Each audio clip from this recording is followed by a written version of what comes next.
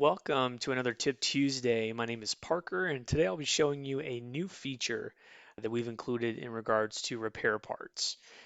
These are for users that are using a default company for their service repair parts.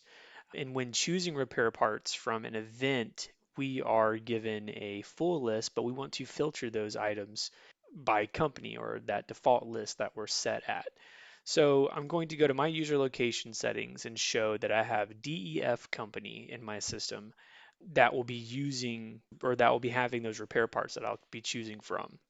And on my asset here, in ABC company, I have two different assets that I'm showing. One from ABC company, which is not in my default company settings and user location settings, and then from DEF company, which is in my default company.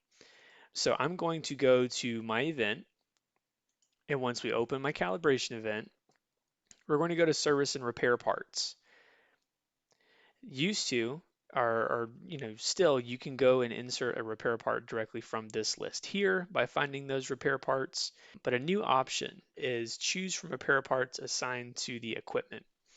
And when I click on this button, automatically, since I've been messing with this, automatically this checkbox will be checked for you. Thus, it will automatically filter your repair part options to what your default company shows.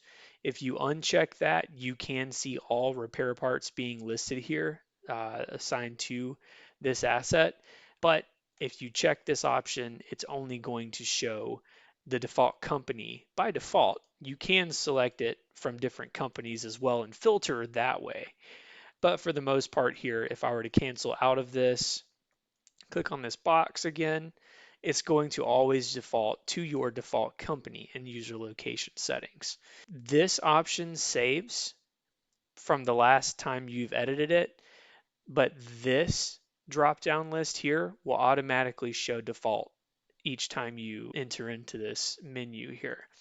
Like I said, this is for users that have a default company set in your user location settings, and you want to have a better way to filter those service and repair parts by your default company. So having that checked, it's a per user setting.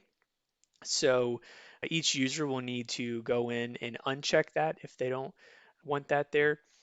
But nonetheless, if you are using that option, that's a way you can go about adding that repair part this way. Thank you so much. Let us know if you have any questions. Feel free to send us an email at support@indysoft.com. And I wish you guys a wonderful rest of your week.